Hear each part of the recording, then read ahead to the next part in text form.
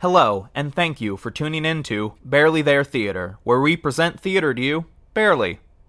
Up this week, a rehearsal process of this month's play. The audio presented here is a mostly unmastered recording, with any changes or omissions made at the request of those being recorded. This is to help facilitate a safe and creative rehearsal space where ideas can flow freely in the moment. There will be a brief message at the end of rehearsal, so stick around. We hope you enjoy the process. Floating magnet. Alright, okay, everything's working now. We're back on track. Thank you all so much for agreeing to do this. This is going to be a lot of fun. So the general setup of the podcast is we record the rehearsal. We're recording now. Take a break, which will coincide nicely with you guys having to leave for fight call. And then we will come back and just record it through, and I won't stop you. Even though we are being recorded right now, please do not feel the need to inhibit yourself at all. If anything that gets brought up that you don't want to go on the internet, just say, hey, can we cut that either during the recording or after, and I will cut it. That's no problem whatsoever. Okay, so have you guys had a chance to read through it already? Perfect, okay. So then you kind of have, I just noticed these tables are wildly different sizes. Tristan Lang. Sure, let's go with that. So the general premise of this play is that it is a history play, and as much of it as possible is historically accurate. I did more research. I spent more time doing research than I spent writing it. So a good chunk of this is actually true as history can be, hundreds of years removed. So the general playground that you guys have to work in is that I want it to sound like it would have sounded in that time period. So, for instance, when we get to like the riot at the end, I want basically everyone to be yelling at that point because you're yelling over the sounds of a riot, kind of like the sounds of if a journalist was actually there at that moment in time. So the background will be a bunch of sound effects that we won't have here. But so through basically everything, there's going to be sound effects under you to kind of amplify and cement the reality of the situation. These are your mics. This is what you'll be playing to. We're going to be doing a couple very small blocking things, which is essentially just one of you will be on stage for an actor and one of you will be out here past the microphones for an audience member to give that nice effect of someone yelling from a distance. I don't think I have anything else. Any questions before we dive in? Where would you like us to be? So specific? I have some chairs set up for you here. If you would all come here and sit in front of the chairs, on the chairs would be preferable. With these disproportionate sized tables. Just grab. Oh, the four top versus the two top? Yeah. Or height-wise? As long as there's just something This one for you is to set tall. your scripts on. And it might be I because the will- wood is bigger too. I'll grab that little two top over there. Okay.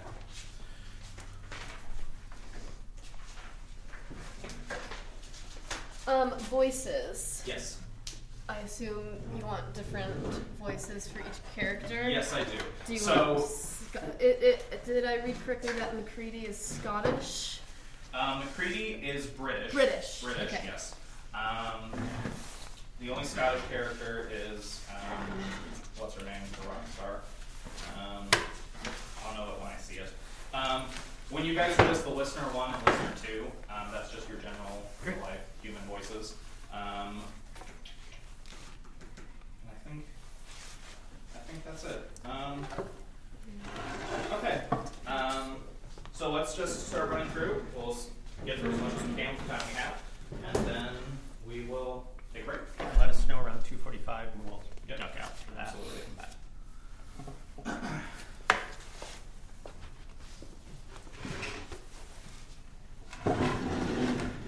So whenever you guys are ready, take it away.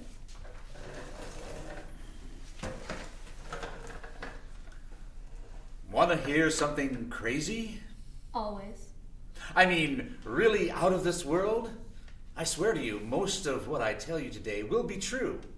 As true as can be, 180 years later, I'm going to tell you the story of the production of Macbeth that led to a full-scale riot on Broadway in New York City that left 22 people dead and over 100 injured. You said Macbeth? Yes, Macbeth. But before we get there, we have to set the stage. It's the 19th century, and we're in New York City. NYC! Can I? Yeah, sorry. Back in the day, theater was like church. Not in the sense of worship, but in the sense of space it utilized. Where a church might be used for worship, or a courtroom for deciding the law, a theater was a space for public discourse. The riot we're building to is one of the reasons it's not that way anymore. How football games are now. That's what theater used to be. Spectators were expected, encouraged to express their thoughts. And so then this is the first time where you were Romeo, are you not? You'll hop up on stage, Okay. and then project as if you were projecting to basically the circus stage and you didn't have a mic. Okay. So like full on projection, and then for the spectators / heckler there, you will just come out past the microphones and yell up back at her.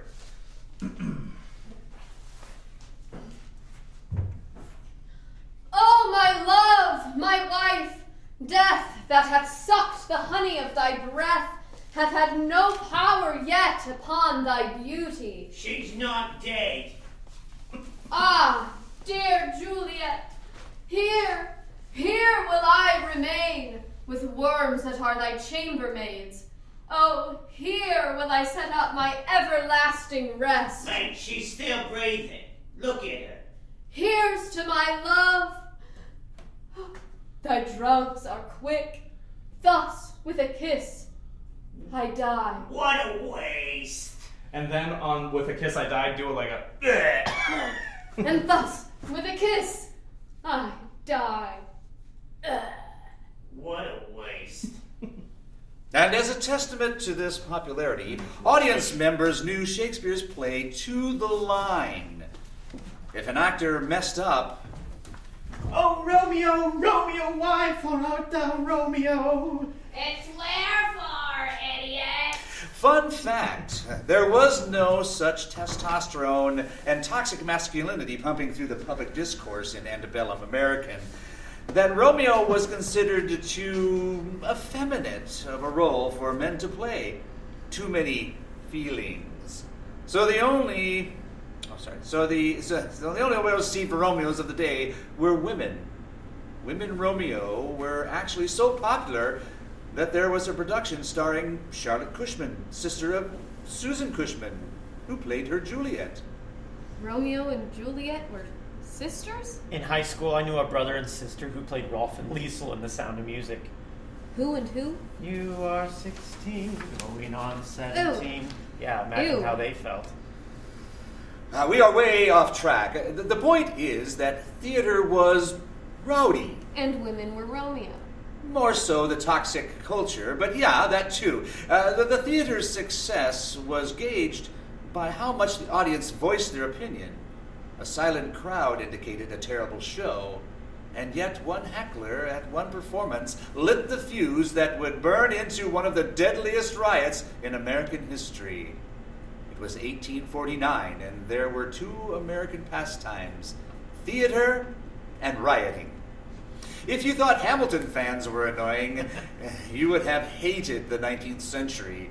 People treat Shakespearean actors the way they treat Lizzo. The night of the riot, May 10th, there was not one, not two, but 3 productions of Macbeth playing within 3 blocks of each other. There was over 10,000 audience members between these 3 shows. There were. That's the title. There were over 10,000 audience members. While we're stopped real quick, a bit that I want throughout the show is that like you, the narrator, are so excited to tell the story, and then these two keep like interjecting with like their thoughts, and you just get more annoyed as as it goes on. So like we are way tracked at the point the theater was rowdy, and women were Romeo. More so the toxic culture, but yeah. So just like as they interject more and more, just get more and more annoyed with them. Oh, here you go. Hers was faulty. Defective pencil. How dare. I know. I always appreciate a good Hamilton dig. Lots of thoughts on that. Oh my gosh. All right, so let's just take it from, that's a lot of Hamilton. Or no, let's take it from there were over 10,000 audience members. The night of the riot, May 10, there were not one, not two, but 3 productions of Macbeth playing within 3 blocks of each other. There was over 10,000 audience members between these 3 shows. That's a lot of Hamilton fans. Too many. So, what caused the riot? Was it a really bad show? By all accounts, it was pretty good. Then what was the problem? There were a lot of mitigating circumstances, but if I had to pick one igniting event, it would be this. There was a play tonight, before the king. One scene of it comes near the circumstance which I have told thee, of my father's death. It is a damned ghost that we have seen, and my imaginations are as foul as Satan's sceptre. Give him heedful note, for mine eyes will rivet to his face, and after we will both our judgments join in censure of his seeming. It's 8 years earlier, 1840, and our first major character / real-life human is William Macready. Macready is currently playing Hamlet to a packed house in Edinburgh, Scotland. We're coming up on the play within the play, and Hamlet is monologuing to his sidekick Horatio. Hamlet's line is, "I must be idle." Since it's Shakespeare, there are a lot of ways you can read idle and have it make sense. He decided his interpretation of idle would include some stereotypes of how the idle-minded of the day behaved. Picture an inflatable dancing tube man, and you have something close to what he looked like. Here it comes. They are coming to the play. I must be idle. Perfect. Pause real quick. So this is one of those moments where in the background of Doug's narration, your monologue will be going. Okay, so at the same time? So, no. For the purposes of editing, we'll record them just as we did it just now. So you do it in one go, Right. you do it in one go, and then I'll splice them together. So for yours, just really that you're playing to a huge crowd, projection, and then you're whispering in the middle of the show, like, it's 8 years earlier. And so that's what that chunk will be. Okay. And then for the clomping, just really go to town. Get you a place. Perfect. This choice was so bold that it solicited a response from an audience member. Boo! Hiss! Okay, audience members could be assholes, fine. But there had to be rules, right? What if I started a fist fight with someone in the crowd? The police would break it up, right? I'm so glad that you asked. The standing policy was that police would not interfere with any disruptions. It was actually considered a free speech issue. That'll become important later. Macready, ever the professional, took this outburst in stride. Who said that? Reveal yourself! You'd like that, wouldn't you? Step onto the stage, you coward! I wouldn't want that, fella. Then there's actually be someone on stage who can act. Determined to prove a point, Macready forged on with the performance, the remainder of which was uneventful. The person booing is one of our antagonists. In the literal sense of the word, Edwin Forrest.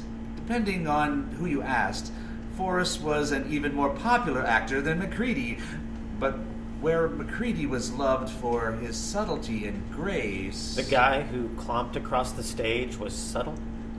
It was a different time.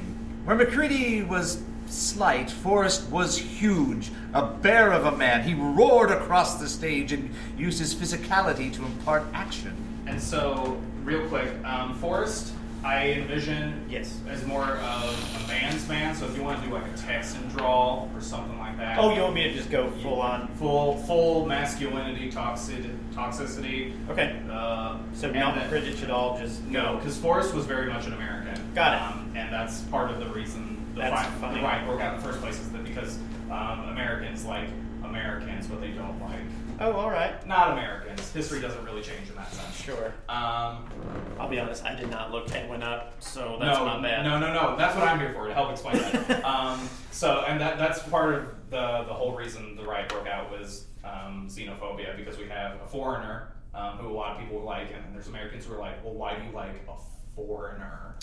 Are you kidding me? And so that's what Forrest is. Forrest is basically like Tucker Carlson, and McCready is like, I don't know, Anybody? Anybody not from America. So there we go. And then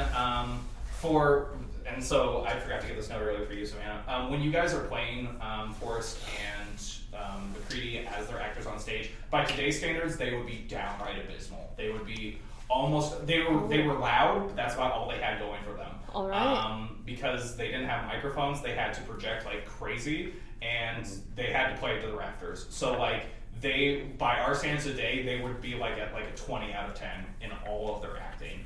So there really is no limit to how bad you can get with the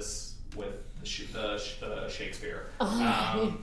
So like it wouldn't be like a good example would be like tomorrow and tomorrow and tomorrow creeps in this petty, like that would be how like good Shakespeare would sound. But Forrest would sound like tomorrow and tomorrow.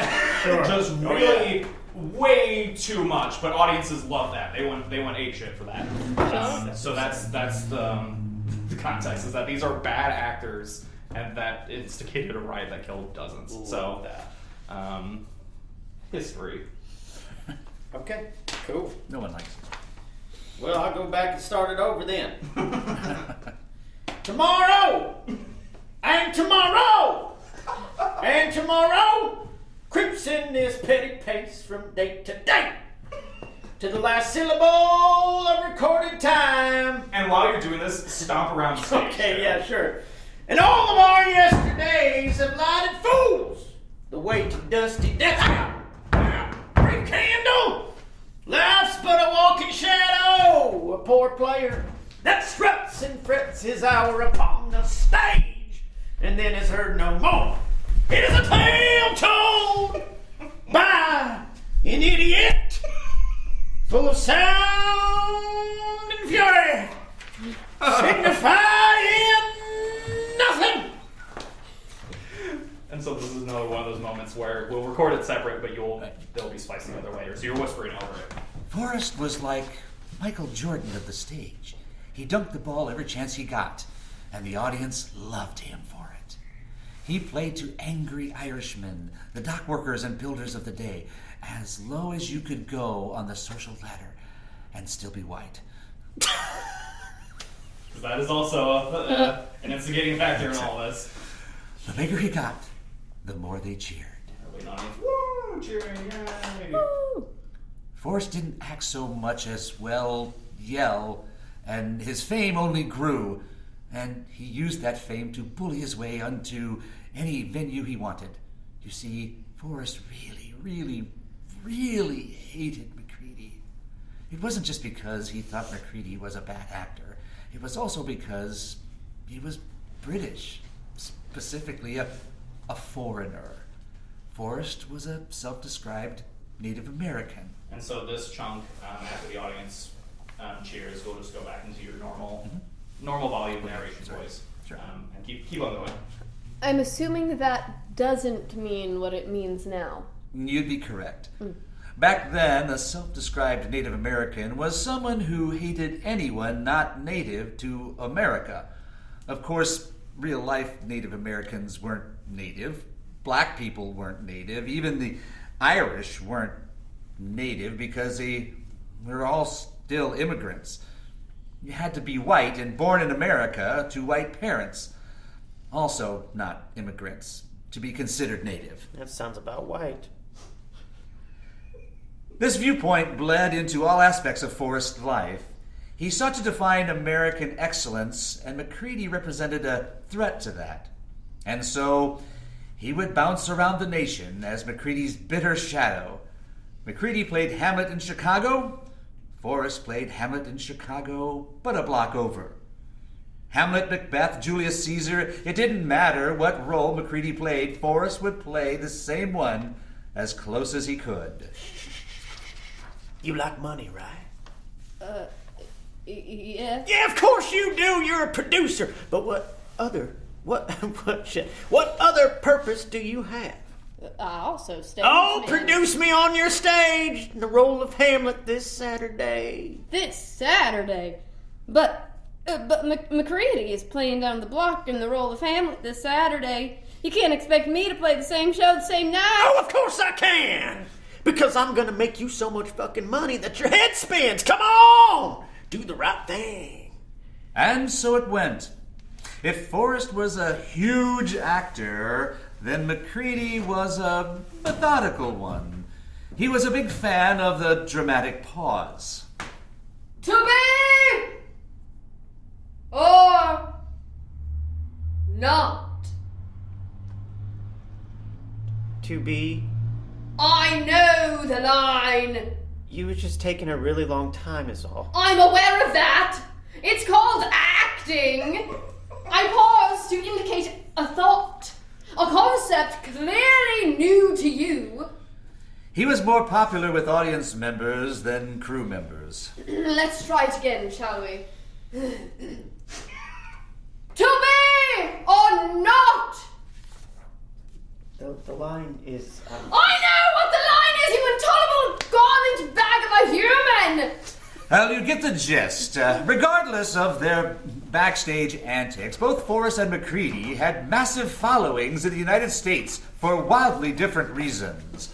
Where Forrest was seen as a man's man, the quintessential American, McCready was seen as classical, refined, the way things used to be, and should continue to be.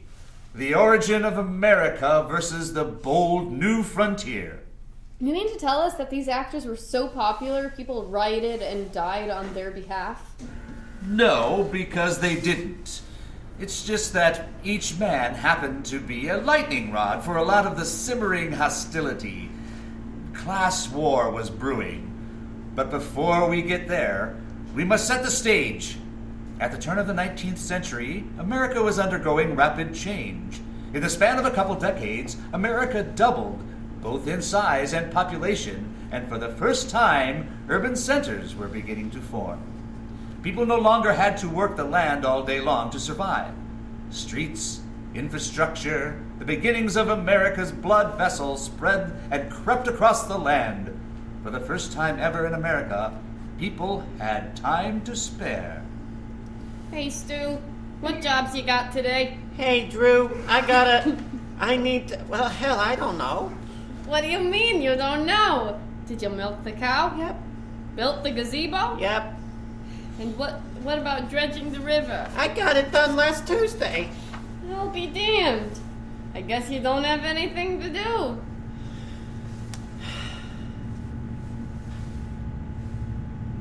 What do I do? And so, urbanites flocked to theaters where they were exposed to Shakespeare, minstrel shows, and radical speakers. So this is Scottish if you want to try to go for an accent. But if you're not confident in Scottish, by all means, don't go for it. I'm pretty confident in an Irish, That'd be but fine. I'll try my best to make it Scottish.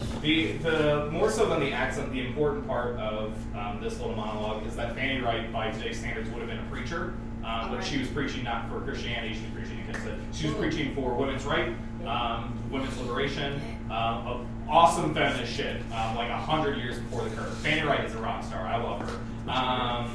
So it's just the energy of like a preacher in a sermon. Okay. See what you do about All it. right. Oh, gosh, now I forgot how to do an accent. That's fine. If the accent's getting in your way, just focus on the preacher. All right. I have used a word to which is attached an obnoxious meaning. Speak of change, and the world is in alarm. And yet, where we do not see change, what is there in the physical world but change? And what would there be in the moral world without change? The flower blossoms, the fruit ripens, the seed is received and germinates in the earth, and we behold the tree. The ailment? Ailment.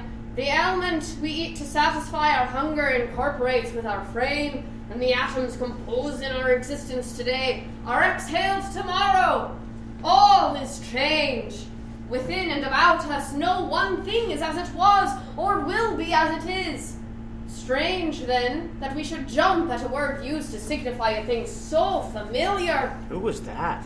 Fanny Wright, the most hated woman in America. That's a high bar to clear, isn't it? What? You want sorry. What? You want the receipts? Fine. Where'd you get a newspaper? And why does it smell? August 1. First. Okay. August 1st, 1828. The Christian Watchman. A disgrace to her sex. We regret to learn that Miss Frances Wright, who had the address to ingratiate herself into the favor of General Lafayette, and to obtain from him $10,000 for the professedly benevolent object of enabling slaves to work out the amount of their purchase money, has become editor of the New Harmony Gazette. Her principles appear to be as infidel, and of course as lewd, as those of the famous but visionary Robert Owen. We are pleased to learn, for the honor of our American ladies, that she is not a native of the United States. Which just goes to show, comments section existed well before the internet. Why did people hate her so much? In 1825, she was campaigning for the end of slavery. She decried organized religion, campaigned for women's rights to vote, and most offensive of all, promoted birth control and sexual liberation for women. They called her the Great Red Harlot of Infidelity. After attending one of her sermons, Walt Whitman wrote in his journal, More than beautiful, she was grand. She possessed herself of my body and soul. theater was the only place in America that you could truly consider a melting pot. It was the only place you could go and see rich and poor, black and white, men and unmarried women, and more than a common ground, theater was the battleground where new ideas were put to the test. And as with all cultural fads, clergy members would try to steer their flocks away from the corrupting pull of theater. In a delightful bit of alliteration and a frightful bit of anti-Semitism, theaters would be referred to as synagogues of Satan. But I digress. Along Macready's tour, tensions began to rise. Get thee to a nunnery! Why wouldst thou be a breeder of sinners? I am myself indifferent, honest, but yet I could accuse me of such things that were better my mother had not borne me. Oi, Macready! Macready, I got something for you! I am very proud, revengeful, ambitious, with more offences at my beck than I have thought to put them in. And then you'll cut her off at this point. Oh, sorry, I cut off the wrong place. So and her last line, why wouldst thou be a breeder of sinners? That's when you start your, Oi, Macready! That's the You're first one, working sorry. your way up the aisle. All right. And then when she gets through, I'm very proud, revengeful, ambitious, with more offenses at my beck. Macready, special delivery! Got it. And you eat a sheep carcass on stage. Okay. Macready, special delivery, compliments of you, your better Edwin Forrest. Help! Half of a sheep's carcass was tossed on stage. Macready, ever the professional, carried on and finished the show. Once the curtains came down, Macready reflected. I've had enough of this God-forsaken land. Bullies and butchers on every corner. Perhaps it's time I return to the motherland. And yet, he persisted. Macready decided that he would finish his farewell tour despite all the haters. Haters? More like ingraters. Sure. Unfortunately for Macready, his farewell tour was set to close in the worst possible place, New York City. In the year 1800, there were around 80,000 people living in NYC. Within 20 years, its population had more than tripled Tens of thousands of immigrants poured in from Ireland and Germany, countries that were going through their own famines and depressions and upheavals. And if there's one constant through line in American history, it's adversity to outsiders, whomever the outsiders of the decade may be. All of those immigrants landed in America, and for many of them, New York was their new home. Specifically the 5 Points neighborhood, because nowhere else would take them. And then for the real estate agent, I'm just picturing a really bubbly, like, oh, and this is Same. This is just a lovely little home, even though it's like you're selling an apartment in the literal middle of one of the worst ghettos in all of America. The McAllisters live there. They're lovely people. I helped them sign their lease just last week. To be, this one's you. It should be unlocked. I am old, okay? And this stuff happens more and more as you get older. Alright? I'm not as young as Let us these continue. other men that you are used to dating. I am old. Yes. Practically at the end of life. Well. How old are you? Huh? How old are you? I'll be 28 on Monday. Oh my gosh. I'll be 27 in 2 Mondays. Oh my God. Oh my gosh, what a You're time. only a week and a year older than Yeah. It's me. been like a decade since I've been in my Pisces. 20s. I've been 23 times. What? I've been 23 times. I've almost been 20 twice. So. Well, And we're back. was all of that recorded? No, a little bit of it. So we are recording again. We're just going to pick up where we left off, go through, rehearse, take a little break, and then go back and record it. Okay. One thing I want to remind all of you of is just to project. Even though the microphones are right here, it's easier for me to turn you down than it is to turn you up. That's all I got to say. Okay. We were halfway down 18. So let's just take it from the end of the narrator's line. And he couldn't have asked for a better fuel source than the Astor Place Opera House. What was so bad about it? For the poor and disgruntled, Astor Place was everything wrong with the world. It was named in honor of John Jacob Astor, the Jeffrey Bezos of his day. See if this sounds familiar. September 6, 1945, the new metropolis. It would take 3,500 men working 20 years, 300 days without being sick or out of employment an hour the whole time. And getting $1 a day without spending a cent. It would take all of that to earn what Mr. John Jacob Astor has saved from what the world calls his industry. And put, quote, his industry, end quote. Sure. Just because the newspaper's sass doesn't quite read over audio. All the newspaper excerpts are real excerpts, by the way. Oh, really? Yeah. So the one where they called her a disgrace to her sex was from an actual newspaper. Wow. As much as I could, I took from historical archives. Anyway, continuing on. Industry, of course, being cod. For the record, $1 a day in 1845 money would be equivalent to about a $46 per hour wage today. To put all of this in the modern context, it would be like going to see a production of Hamilton at the Bezos Playhouse, and tickets cost $2,000 minimum. And you could only attend if you wore an outfit designed specifically by Vera Wang. That kind of makes me want to go flip a car over and light it on fire. It gets worse. The theater was highbrow. It catered to only the richest and enforced a strict dress code for all its patrons. Excuse me, kind sir. You cannot attend. How you mean I can't attend? You are not dressed for the evening, sir. I'm wearing my best flannel. Mm-hmm. Sir, if you read the sign out front. I can't read. So it seems. Well, what's it say? All attendees of the evening's festivities must don a suit or dress, must be clean-shaven, and most importantly of all, must be wearing a pair of clean, white gloves. Gloves? How am I supposed to afford those? You have the rest of the evening to figure it out, seeing as your plans have just opened up. Good evening, and goodbye. It is May 7th, 1849. Opening night. Macbeth at the Astor Place Theater, starring William Charles Macready in the final venue of his farewell tour.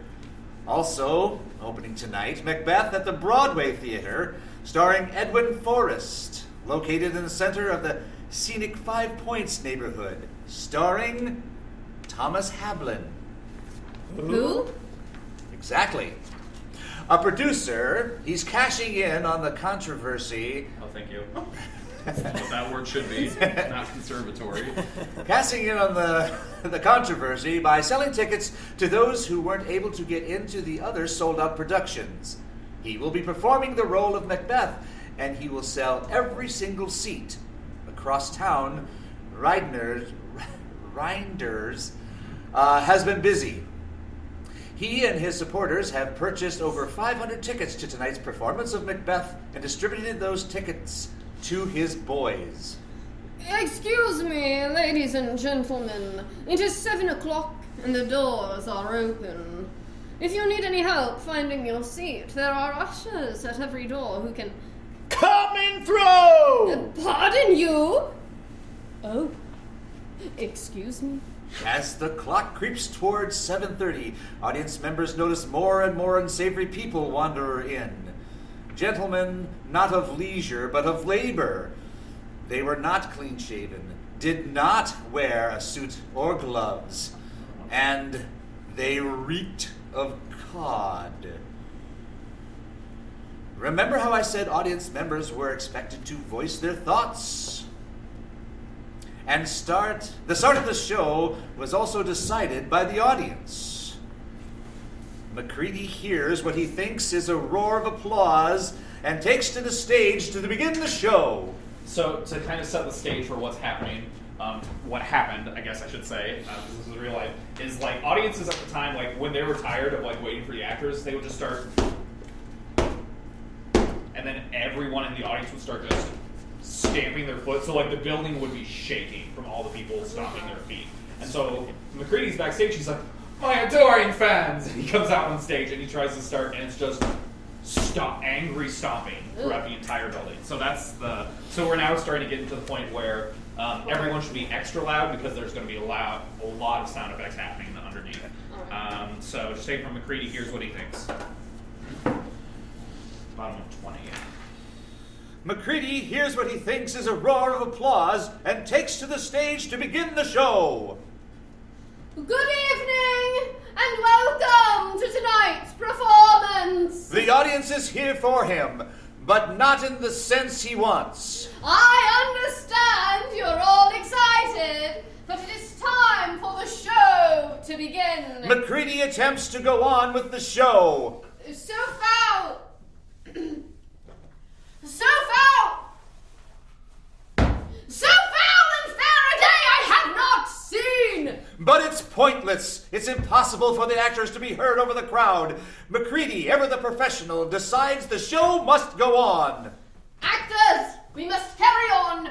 Do the show in mime. And so they do. They move through the blocking and gestures to convey emotion.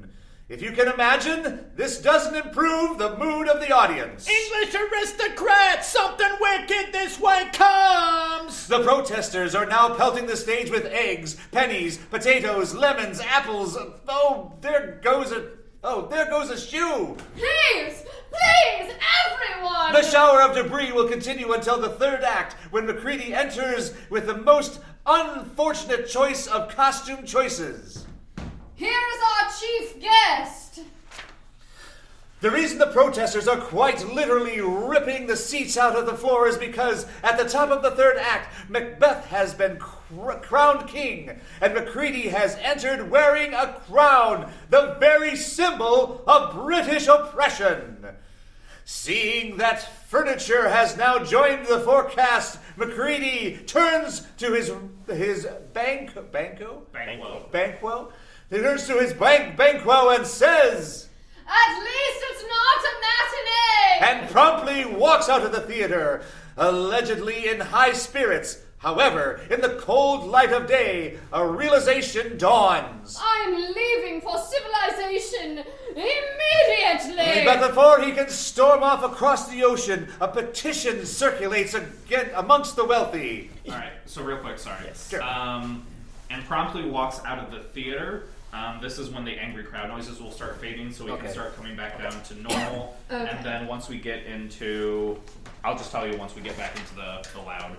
So we're just resetting to a normal projection volume. Okay. However, in the cold light of day, a realization dawns.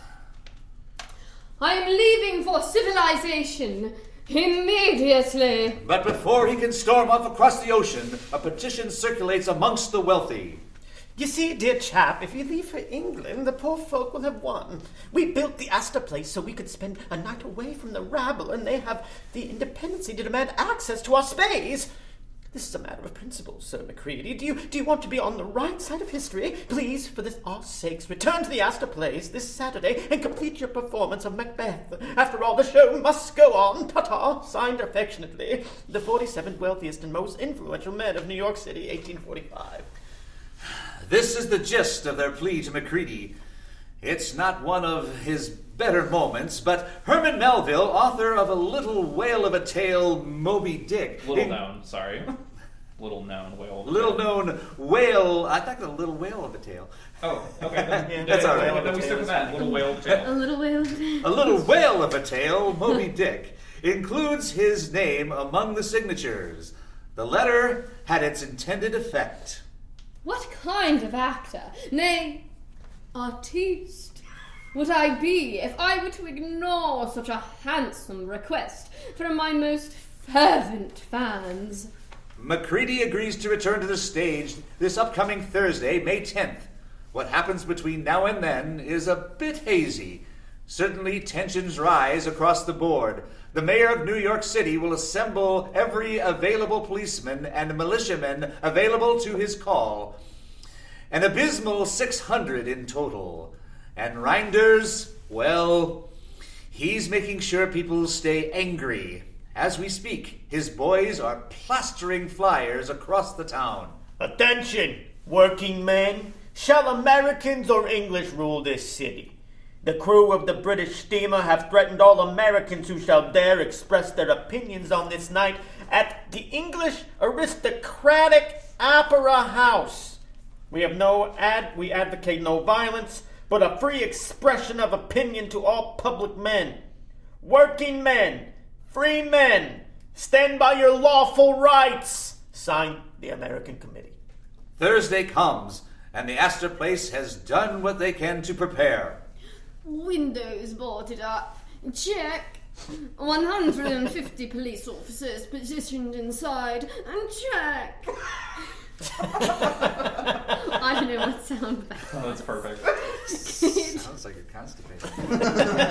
I think the Astor bouncer is. Yeah, I agree. Cage assembled in the basement to contain any unruly audience members. And check.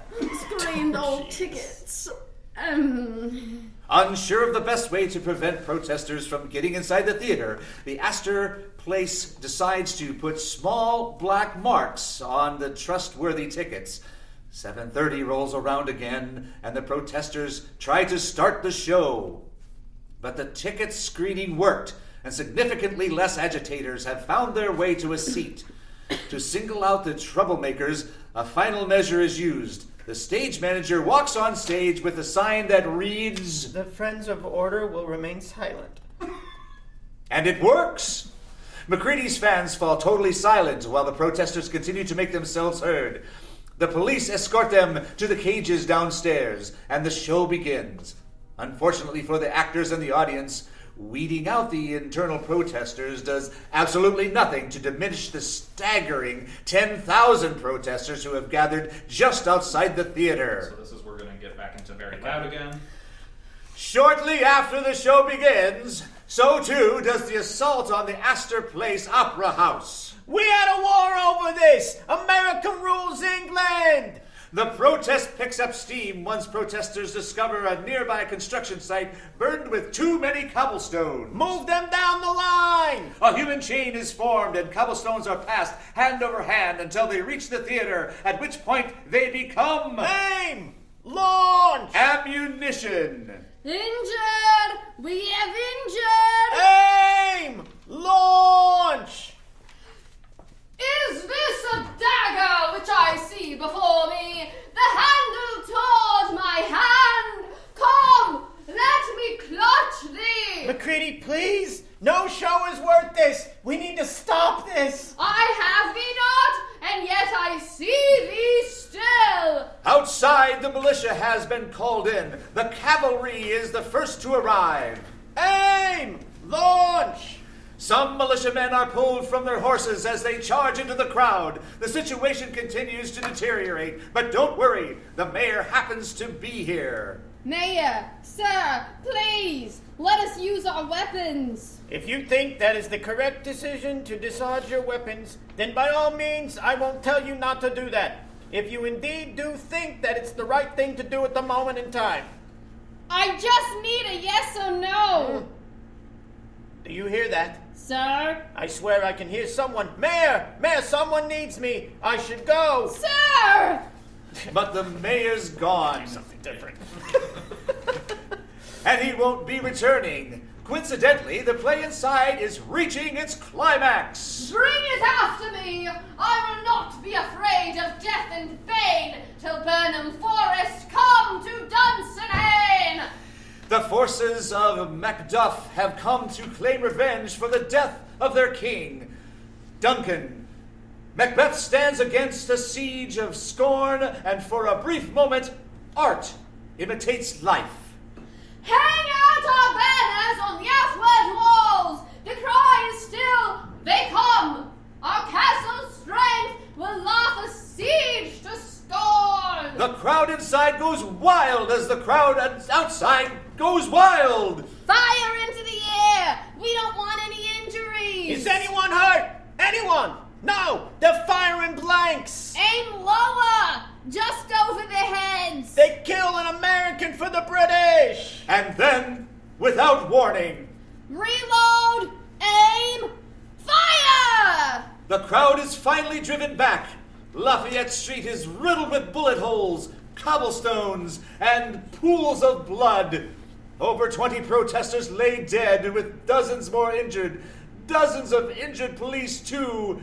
In the cold light of day, things get worse. Now we can bring the volume back down because we're out of the riot. Please, please, please, questions one at a time.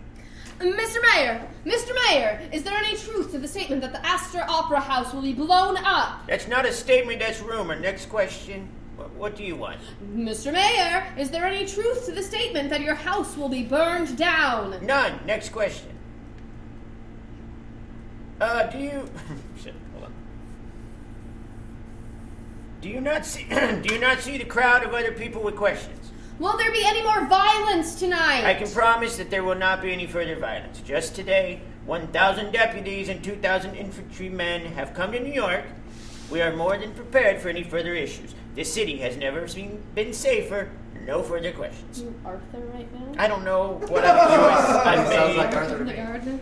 I think so. Do you have anything to say to the citizens of New York? Those who are scared and angry after the murders at the Opera House?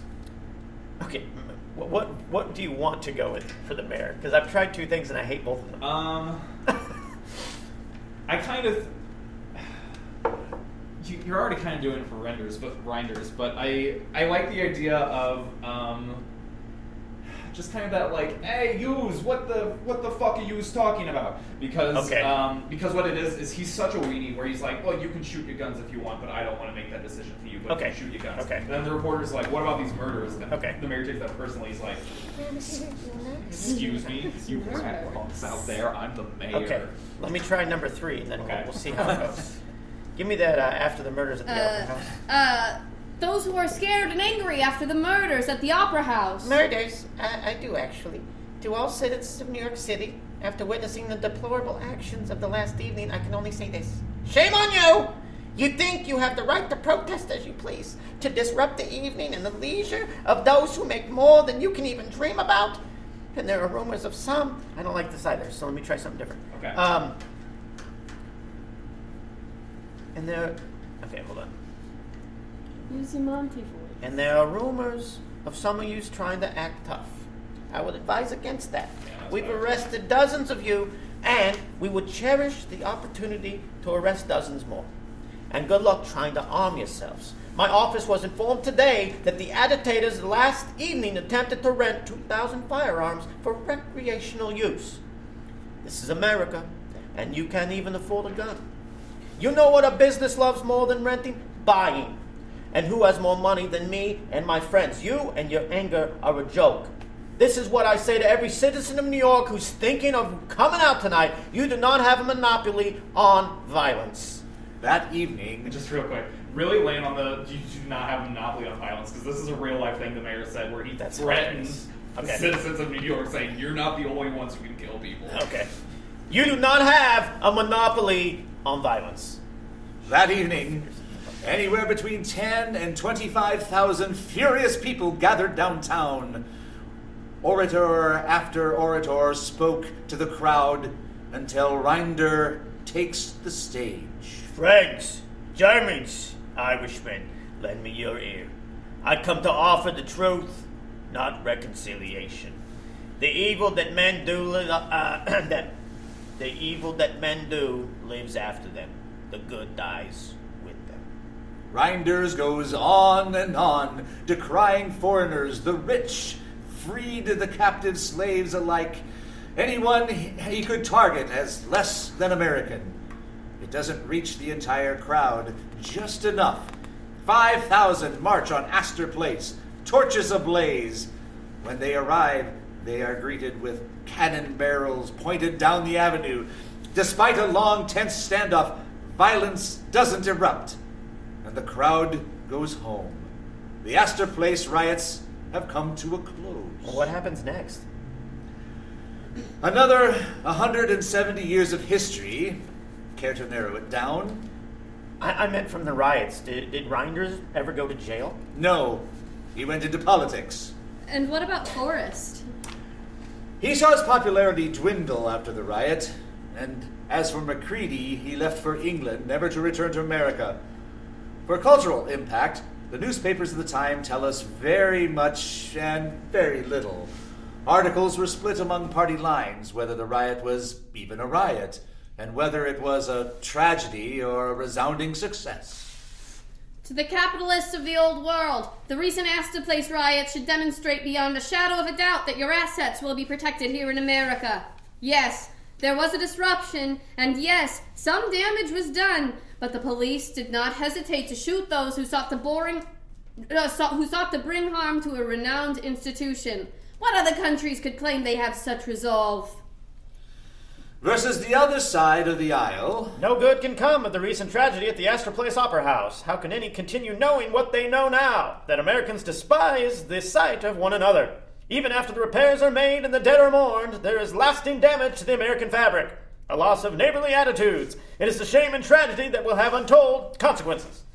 Shortly after the riots, the Astor Place Opera House was permanently closed. Its insides were gutted, and the building was converted into the New York Mercantile Library, until it was demolished in 1890 and replaced with the building that stands there today. And for real long-term effects, the Astor Place riot led to the strengthening and militarization of the nation's first police force, the NYPD. That's a bummer. I don't mean to imply that no good came from these events. The need for a shared public space did not go unheard. Shortly after the riots, the plans were cemented for what we know today as Central Park, a bastion of nature and the city that never sleeps. How do you pronounce that second word? It's supposed It's to be like taken. taken. Yeah. Like taken. Yeah, but Shakespeare. Yeah, that's Shakespeare. Yeah. Yeah. Great. Well ta'en and like a buzzard. O slow-winged turtle, shall a buzzard take thee? Aye, for a turtle, as he takes a buzzard. Come, you wasp, if faith you are too angry. Just a couple of miles from the spot where so many died, People of all classes and backgrounds can come see Shakespeare in the Park for free. If I be waspish, best beware my sting. My remedy is then to pluck it out. Aye, if the fool could find it where it Who lies. knows not where a wasp does wear his sting in his tail? In his tongue. Whose tongue? Yours, if you talk of tales. And so, farewell. What with my tongue and your tail? May come again, good Kate. I am a gentleman. That I'll try. It's so naughty. So naughty. I'll stop the recording. Take a little break. Go through it all. Thank you for listening to this week's rehearsal process. The goal of Barely There Theater is to create plays and entertainment for people free of charge, anywhere they want, anytime they want. Subscribe to us for mostly weekly updates with new audio plays, rehearsals, and whatever else might come up. We do ask that if you liked what you just listened to, consider donating to us at our website, barelytheretheater.com. And if you're in a position where you can't afford to donate, that's okay too. Consider passing this episode along to someone who you think will enjoy it. Tune in next time, and once again, thanks for listening to Barely There Theater.